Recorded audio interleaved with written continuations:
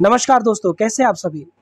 आज के इस वीडियो में हम आपको वही करंट अफेयर्स की सीरीज़ को जो हमने पिछले वीडियो में स्टार्ट की थी और उससे पहले भी उसे हम लोग आगे बढ़ाते हैं और नए जो महत्वपूर्ण करंट अफेयर्स हो सकता है आपके लिए उस पे बात करते हैं। दोस्तों, इस बात का ध्यान रखिएगा, इसमें हमारी कोशिश ये है कि जो भी महत्वपूर्ण खबरें, जो भी महत्वपूर्ण चीज़ें जो आपके एग्ज़ाम के लिए इंपॉर्टेंट हो सकती है, उन्हें कवर कराया जाए।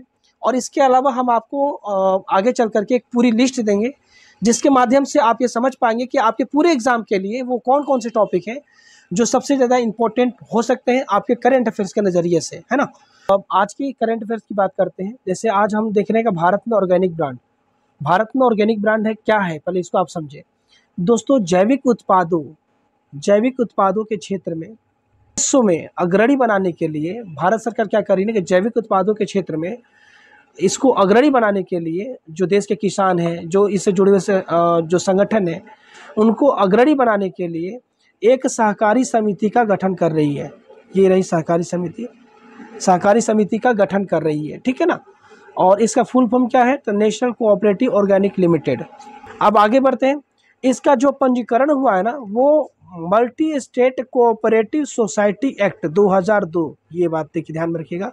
इसके तहत NCOL का पंजीकरण किया गया है, जिसका कि मुख्यालय आनंद गुजरात में है, ठीक है। गोष्ठी वगैरह का बताया जा रहा है, ये आपके उतना काम की चीज़ नहीं है, ठीक है ना, इसलिए हम इस पे बात नहीं करें। संगोष्ठी वगैरह हमारे एग्जाम के लिए उतना महत्वपूर्ण नहीं होता, हमारे लिए महत्वपूर्ण अन्य चीज़ें होती हैं जिस पर हम बात करेंगे। तो इसका उद्देश्य हमारे लिए महत्वपूर्ण है। ये इस उद्देश्य के बारे में हम चर्चा पहले भी कर सकते हैं कि किसानों और उत्पादक संगठनों की बाजार तक सीधी पहुँच बनाने के उद्देश्य से ताकि उनके उपज और मुनाफे में वृद्धि हो, इसी पर्पज से इसका इसको बनाया गया है। समझ में आ रहा है ना? तो हमें दो पर्पज साफ साफ दिख रहे हैं। पहला तो किसान और उत्पादक संगठनों को बाजार तक सीधी पहुंच बनाना, ताकि इनका मुनाफा और उपज बढ़ सके। और दूसरा ये कि भारत को ऑर्गेनिक जो उत्पाद होते हैं इनमें आगे अग्रणी बनाया जाए।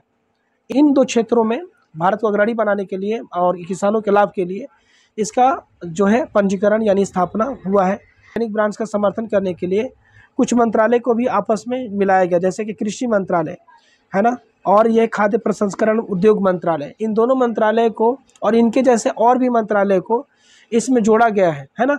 ये क्या काम करेंगे? तो ये नीति का निर्माण करेंगे, अनुदान और सब्सिडी पे बात करेंगे या उसके लिए प्रावधान करेंगे, प्रशिक्षण करेंगे, जागरूकता फैलाएंगे और प्रमाणन करेंगे, यानी जो प्रोडक्ट तैयार हो गया उनकी जांच पड़ताल, उनकी गुणवत्ता वगैरह का टेस्टिंग भी ये करेंगे।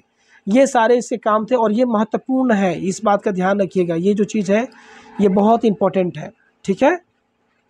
आगे बढ़ते हैं तो कुछ क्वेश्चन हम लोग को देखने को मिलते हैं, इनसे रिलेटेड। इन क्वेश्चनों को आप इग्नोर ना करिएगा, इन्हें अच्छे से देखिएगा। जैसे NCOL का पंजीकरण किया गया है, किस लिए किया गया है, किस एक्ट के तहत किया गया है? तो ये multi state cooperative society act के तहत किया गया है, ठीक है। आगे में आपने देखा NCOL का मुख्यालय कहाँ है, इसका आंसर इसमें दिया गया है। आप इसे खुद से देखिए, खुद से कीजिए, ना समझ में आए तो ऊपर में जाकर देखिएगा। NCOL का लक्ष्य क्या है, ठीक है, इसका लक्ष्य भी हमने आपको बताया था, इसे भी आप यहाँ से देखें। ना समझ में आए तो भूल गए हैं तो ऊपर जाके एक बार अच्छे से देख लें, सुन लें।